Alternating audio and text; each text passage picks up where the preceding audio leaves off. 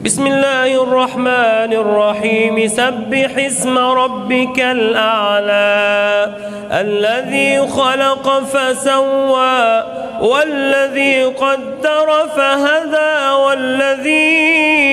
أخرج المرعى فجعله غثاء أحوى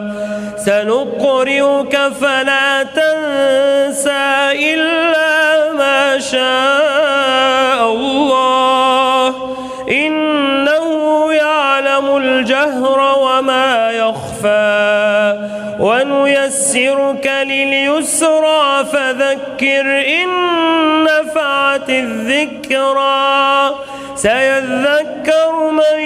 يخشى ويتجنبها الأشقى الذي يصلى النار الكبرى